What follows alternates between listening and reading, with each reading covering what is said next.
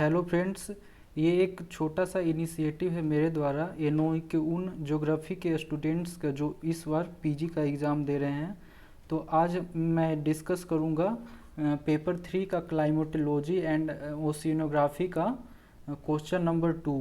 इसके आगे अगर आप बोलेंगे तो मैं आगे भी क्वेश्चन कराऊंगा अगर आपको कुछ अच्छा लगा तो अभी मैं आगे बढ़ता हूँ और क्वेश्चन को आगे बनाता हूँ। अभी तो मैं क्वेश्चन नंबर 2 ही सिर्फ लूँगा क्योंकि मैं अभी इसी को तैयार किया हूँ। अगर आप बोलेंगे तो मैं और भी सारे क्वेश्चंस को तैयार करके मैं वीडियो बनाऊँगा। ये मैं इंग्लिश में किया हूँ और हिंदी वाले भी इनको देख सकते हैं, लेकिन मैंने इसको इंग्लिश में ही लिखा है। तो मैं ऐसे समझाऊंगा हिंदी और इंग्लिश दोनों में, तो बाकी आप लोग अगर चाहें तो आगे देख सकते हैं। अब मैं शुरू करना चाहूँगा।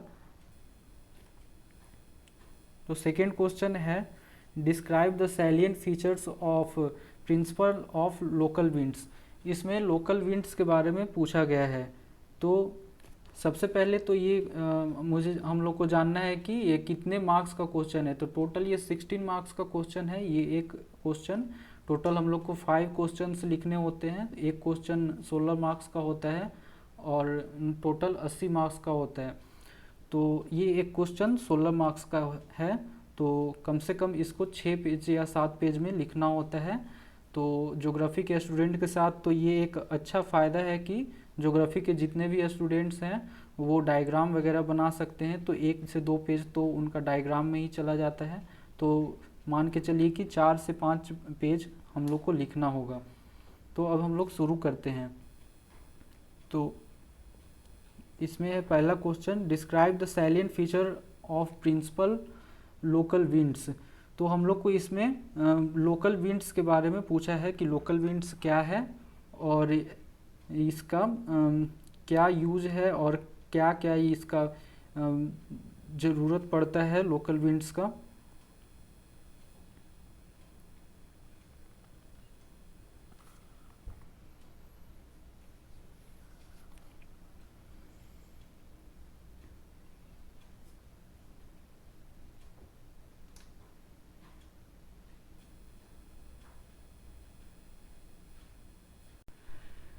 तो इसका आंसर होगा, सबसे पहले हम लोग को लोकल विंड्स के बारे में बताना होगा। तो यहाँ पे सबसे पहले लिखा जाएगा the wind confined to a limited spatial locality and caused by local conditions are called local winds. Local winds किसे कहते हैं? तो लोकल विंड्स ऐसा विंड होता है जो कि लोकल कंडीशन के अकॉर्डिंग बहता है और जो एक तरह से बंद जगह में ही बहता है। Local wind are generally confined to limited territory.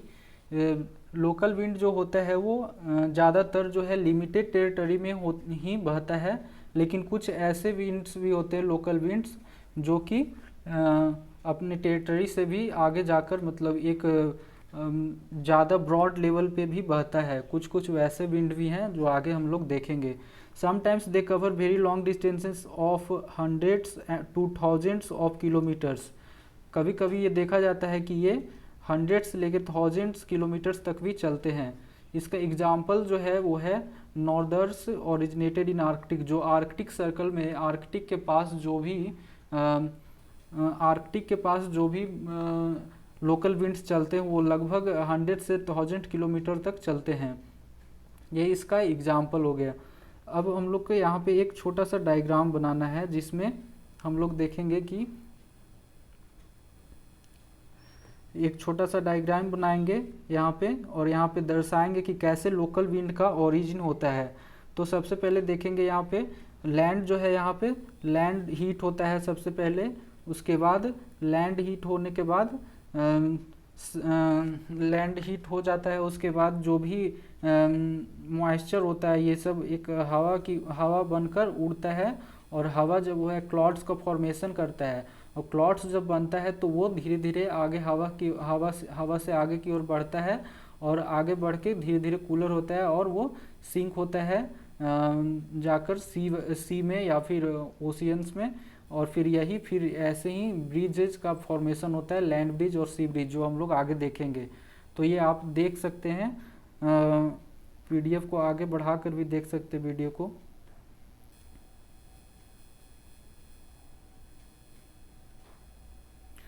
अब आगे बढ़ते हैं हम लोग।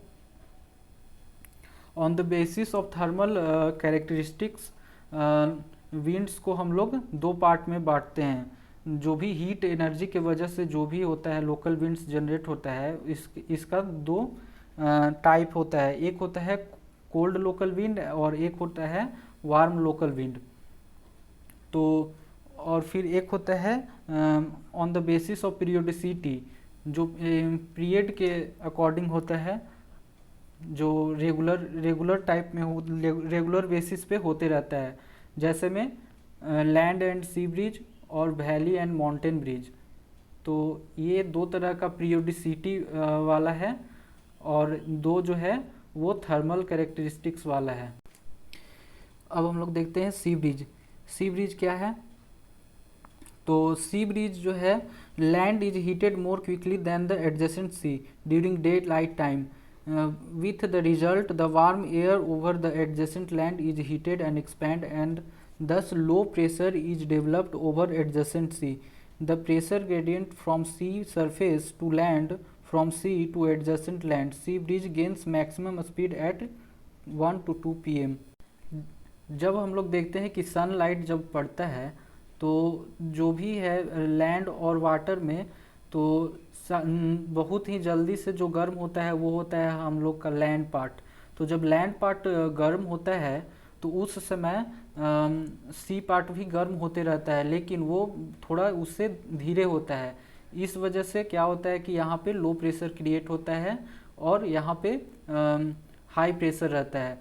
तो इस वजह से यहाँ का जो गर्म हवा होता है ये ऊपर उठता है, और इधर से जो इससे कम गर्म है वो इधर आता है। तो यही जो होता है वो दिन में ये सी ब्रिज का फॉर्मेशन करता है।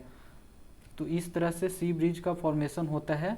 और जो मैक्सिमम स्पीड जो होता है वो 1 से 2 बजे दोपहर में होता है सी ब्रिज का। तो ये हो गया सी ब्रिज। अब हम लोग देखेंगे लैंड ब्रिज। तो लैंड ब्रिज क्या है? Air blow from land to ocean is known as land breeze. तो यहाँ पे हम लोग पीछे आगे यहाँ पे एक डायग्राम भी बना लेंगे, उसके बाद फिर लैंड ब्रिज का लिखेंगे। Air blow from land to ocean, जो भी हवा जो है लैंड से ओशियन की ओर जो बहता है उसको हम लोग बोलते हैं लैंड ब्रिज। ये हमेशा रात में होता है। तो इसमें क्या होता है? इसमें होता है कि जो वार्म एयर होता है रात में जो होता है ओशियन जो होता है ज़्यादा गर्म होता है, क्योंकि वो धीरे धीरे ठंडा होता है, और जो लैंड पार्ट होता है वो जल्दी से ही ठंडा हो जाता है। इस वजह से इस बार यहाँ पे लो प्रेशर क्रिएट होता है, और इधर का जो हवा होता है वो यहाँ पे इसको भरने के लिए आता है, और ये इसी का फॉर्मेशन होते हुए फिर लैंड ब्रिज का फॉर्मेशन होता है। अब हम लोग आगे बढ़ते हैं। अब देखते हैं mountain breeze and valley breeze. तो माउंटेन ब्रिज और वैली ब्रिज क्या होता है? Mountain breeze and valley breeze are two related localized wind that occur one after the other on a daily cycle. ये जो माउंटेन ब्रिज होता है वो एक दूसरे से रिलेटेड होता है, माउंटेन और वैली ब्रिज, और ये डेली बेसिस पे होता है। They are an example of anabatic and katabatic. यह एक एग्जाम्पल है एनाबेटिक प्रोसेस और कैटाबेटिक प्रोसेस का, जो कि लोकल स्केल पे होता है। These winds are opposite from each other. Mountain breeze blow from mountain towards valley after sunset when mountain cools down, and valley zone is comparatively warmer, while valley breeze occur when the warmer air rises up of the valley. Warm air in the mountain breeze will be rise up the middle. ये दोनों जो है एक दूसरे से बिल्कुल ही opposite होते हैं। ये ज़्यादातर सनसेट और रात को होते हैं। माउंटेन ब्रिज जो होता है वो रात को बहता है, और जो वैली ब्रिज जो है वो जो है वो दिन में बहता है।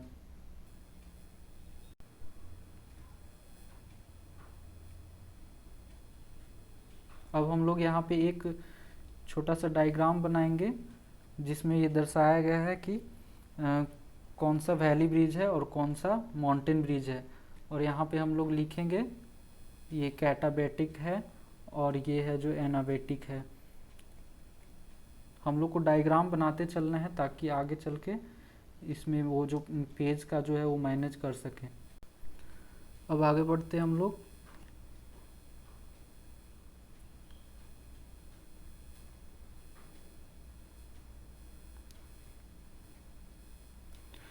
अब यहाँ पे हम लोग बताएंगे कि कौन कौन सा जो है वार्म विंड है और कौन कौन सा जो है वो लोकल विंड है, सॉरी कोल्ड लोकल विंड है। तो अभी आगे हम लोग देखेंगे वार्म लोकल विंड। तो वार्म लोकल विंड में सबसे पहले आता है लू। लू जो है it is hot and dry wind, it blow in the northern plain of the south Asia, Pakistan and India. In India it blow in Rajasthan, UP, Bihar even till Assam. तो ये जो है एक लू से तो हम लोग ऐसे ही वाकिफ़ हैं। लू जो है ये साउथ एशिया में ओरिजिनेट होता है और ये पाकिस्तान और इंडिया को कवर करता है। पाकिस्तान के साथ इंडिया में राजस्थान, यूपी, बिहार और असम तक यहाँ पे कवर करता है ये। इसके बाद हम लोग देखेंगे आगे चिनूक विंड। तो चिनूक विंड जो है ये भी एक वार्म एंड ड्राई विंड है। It blow at eastern side of Rocky Mountain. ये जो है रॉकी माउंटेन जो यूएसए में है वहाँ पे ये ईस्टर्न साइड में बहता है। और Chinook blow on the levered side of the Rocky. Levered side और एक विंडवर्ड साइड होता है। तो ये जो होता है इधर से जो हवा ऊपर की ओर जाता है उसको विंडवर्ड बोलते हैं, और इधर जो होता है उसको लीवर्ड बोलते हैं। तो ये देख सकते हैं यहाँ पे सबसे पहले क्या होता है, यहाँ पे जो हवा होता है ओशियन से आता है और ऐसे जाते हुए ऊपर की ओर जाता है, जो अपने साथ मॉइस्चर लाता है। यहाँ पे ऊपर में वर्षा हो जाता है, फिर जो सूखा हुआ विंड होता है वो इधर आता है जिसको चिनूक विंड बोलते हैं हम लोग, जो कि वार्म और ड्राई होता है। और यहाँ पे हम लोग देख सकते हैं ये एडियाबेटिक का एग्जाम्पल भी दिया है। एडियाबेटिकली कूल्ड जो होता है वो इस तरफ होता है, और जब एडियाबेटिकली जब वार्म होता है तो इस साइड होता है। तो ये देख के आप बना भी सकते हैं। ईस्टर्न स्लोप ऑफ रॉकी जो है वो वार्मर और ड्राई होता है, जो इस साइड वाला जो है। It raises the temperature of these slopes which result in to melting of a snow. इसी के वजह से क्या होता है कि यूएसए में जो भी इधर का जो भी स्नो होता है वो धीरे धीरे पिघलना शुरू होता है।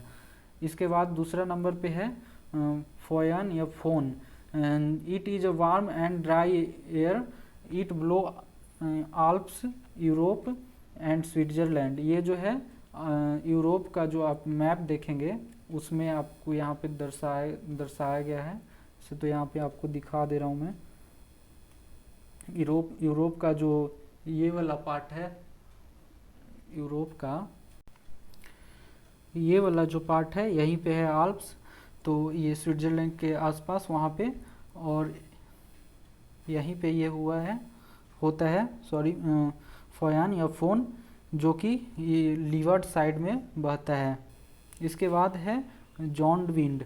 तो जॉन्ड विंड क्या है? It is a warm and dry wind, it blow at leeward slope of the Andes. ये एंडीज के लीवर्ड साइड में बहता है। एंडीज कहाँ है? एंडीज जो है वो अर्जेंटीना, साउथ अमेरिका में है, जो कि यहाँ पे आप देख सकते हैं। यहाँ मैप में भी दिखा दे रहा हूँ मैं। ये वाला जो पार्ट है वो एंडीज है, यहीं पे वो बहता है, जो कि वार्म एयर होता है और लीवार्ड साइड में बहता है। लीवार्ड का मतलब हुआ जैसे अगर ये है एक माउंटेन है तो ये हो गया विंडवर्ड साइड और ये हो गया लीवर्ड साइड।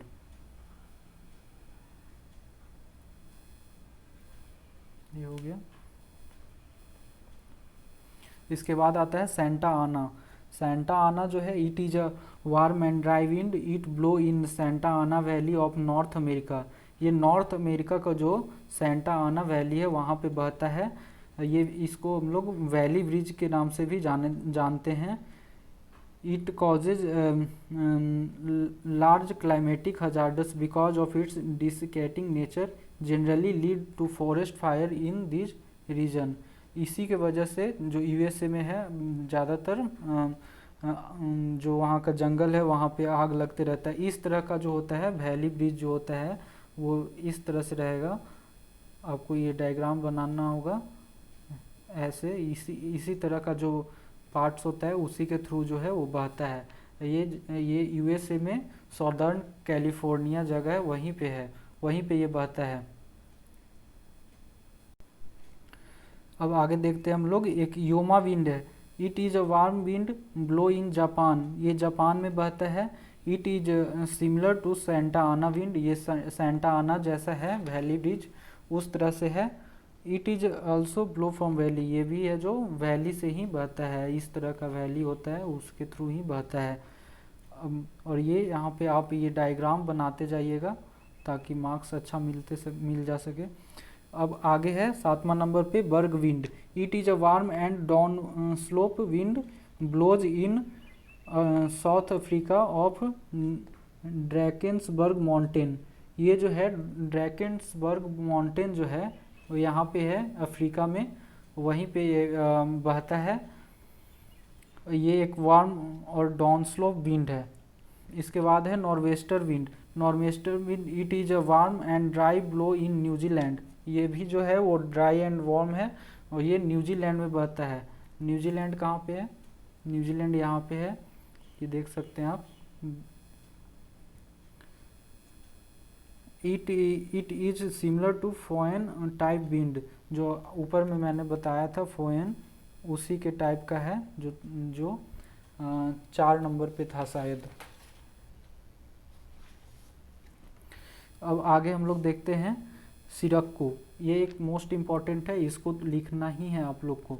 जब भी अगर ऐसा क्वेश्चन आता है तो इसको लिखें ही लिखें, क्योंकि ये दो कंटिनेंट को फॉलो करता है।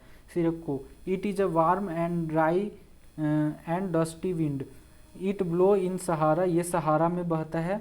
This this is generally cause dust storm in regions. इसके वजह से ही वहाँ का जो ये सिरक्को जो है ये एक तरह का लोकल विंड है। इसके वजह से ही यहाँ पे डस्टी स्टॉर्म्स बहते हैं। These are very powerful and very prominent in the region and are known as different names.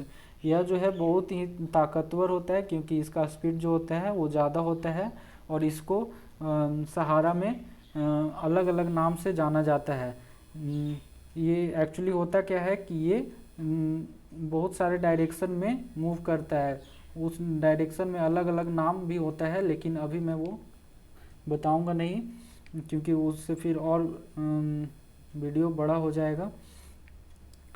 तो it is a dusty wind so it is not good for health. ये जो होता है डस्टी विंड होता है, इसके वजह से रिस्पायरेटरी प्रॉब्लम्स भी होते हैं। This dust storm while moving across Mediterranean Sea pick up moisture and result in rainfall in the southern part of the Europe, especially Italy. These winds carry red sand from desert, hence result in red colored rainfall called as blood rain. These rains are harmful for agriculture crops, fruit crops and olives grapes. क्या होता है actually कि जो भी यहाँ पे जब ये सिरक्को होता है, जब यहाँ से जब अपने साथ ये डस्ट ले जाता है तो ये है मेडिटेरेनियन सी। तो जब ये मेडिटेरेनियन सी क्रॉस करता है तो अपने साथ डस्ट लेते हुए जाता है। यहाँ पे इटली है तो इटली के पास क्या होता है कि इटली के पास वो वहाँ पे रेन करता है। तो रेन के वजह से वहाँ पे जो भी डस्ट है वो नीचे आता है, तो देखने में लगता है कि ये एक तरह से लाल वर्षा हो रहा है, तो उसको ब्लड रेन के नाम से भी जाना जाता है। अब आगे है हरमट्टन। हरमट्टन भी एक इम्पॉर्टेंट विंड है, इसको भी लिखना चाहिए आप लोग को। It is a warm hot and dry also known as doctor wind, ये डॉक्टर विंड के नाम से भी जाना जाता है। It blow from Sahara towards the south west part of Africa, ये सहारा से south west part of Africa में बहता है, गल्फ ऑफ गुनिया के पास। ठीक है, गल्फ ऑफ गुनिया है यहाँ पे, यहाँ पे है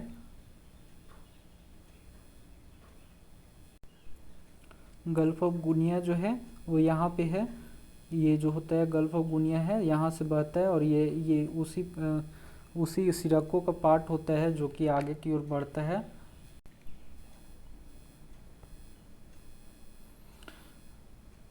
तो this dry and warm air provide relief from this high humidity, that is why it is called doctor wind. इसमें क्या होता है कि बहुत ही ज़्यादा ह्यूमिडिटी होता है और ह्यूमिडिटी के वजह से, सॉरी इसमें ह्यूमिडिटी नहीं होता है, ये जो होता है ड्राई विंड होता है, और जो वहाँ पर का ह्यूमिडिटी होता है गल्फ ऑफ गुनिया के पास, तो लोग जब ये उधर से आता है तो सहारा से आता है तो उधर से अब सूखा हवा आता है, और जब वो सूखा हवा लोगों के पास आता है तो हल्का राहत पहुंचता है, क्योंकि वहाँ पे गर्मी बहुत ही ज़्यादा पड़ता है इस वजह से। अब हम लोग आगे देखते हैं कोल्ड विंड्स के बारे में। कोल्ड विंड्स कौन कौन सा है, तो एक पहला हो गया blizzards. It is a violent snow storms with cold and dry, ये कोल्ड और ड्राई होता है जो कि वायलेंट मतलब बहुत ही तेज बहता है। It is powdery wind present in Canada USA, originate in the Arctic, ये आर्कटिक यहाँ पे होता है, कनाडा जो है यहाँ पे है, वहाँ से ओरिजिन होता है इसका। They can lead to sharp fall in temperature, इसके वजह से अचानक से जो टेम्परेचर है वो नीचे की ओर आ जाता है, फॉल करता है। Blizzard cause complete white temperature whiteout, temperature decrease dramatically, temperature जो है वो अचानक से पारा जो होता है वो लो हो जाता है। There are also health impact frostbite hypothermia, जो भी सांस वाला जो प्रॉब्लम होता है वो इसके वजह से होना शुरू हो जाता है, और इस समय क्या होता है विजुअलिटी भी जो होता है वो लो हो जाता है। अब दूसरा नंबर पे है purga. They are similar to blizzards, ये ब्लिजार्ड के सिमिलर ही होते हैं। It is also a snow laden storm in Russia, इसके वजह से आंधी आती है कहाँ, रसिया में। रसिया का जो है मैप बनाना है और यहाँ पे बताना है कि इस तरह से जो है वो बहता है। अब यहाँ पे देखना है हम लोग को बुरान। बुरान जो है it is another a strong violent cold wind of Siberia, this moves towards parts of central Asia and causes unbearable cold region. इसके वजह से क्या होता है, तो यहाँ पे हम लोग देख सकते हैं, ये अगला जो है वो है पैम्पेरो। इसमें मुझे थोड़ा सा डॉट लग रहा है, इस वजह से हम लोग यहीं तक लिखेंगे इसको इन फ्यू मिनट्स तक ही। अब आगे है पैम्पेरो, ये जो है एक कोल्ड विंड है जो कि अर्जेंटीना साउथ अमेरिका में बहता है, जो यहाँ पे आप लोग को ऐसे बना देना है साउथ अमेरिका का मैप, और वहाँ पे यहाँ पे दर्शाना है कि पैम्पेरो जो है इस तरह से बहता है। तो यही था एक थोड़ा सा छोटा सा इनिशिएटिव मेरे तरफ से। अगर आप लोग को अच्छा लगेगा तो मैं आगे भी वीडियो इसका बनाऊंगा, नहीं तो फिर यहीं पे मैं छोड़ दूंगा। और ये नोट्स की तरह से आप लोग देख भी सकते हैं, इसको उतार सकते हैं भी, और ये एग्ज़ाम में बहुत ही हेल्पफुल रहेगा। थोड़ा सा वीडियो जो है वो ज़्यादा लंबा हो गया है, मुझे भी लग रहा है, क्योंकि ये मेरा पहला वीडियो है, इस वजह से जो भी है उसके लिए सॉरी। और हाँ, अगर आप बोलिएगा जो भी है वो कमेंट करके बताइएगा कि आगे मुझे बनाना चाहिए और या नहीं, जैसा होगा मैं आगे करूँगा। तब तक के लिए धन्यवाद, थैंक यू।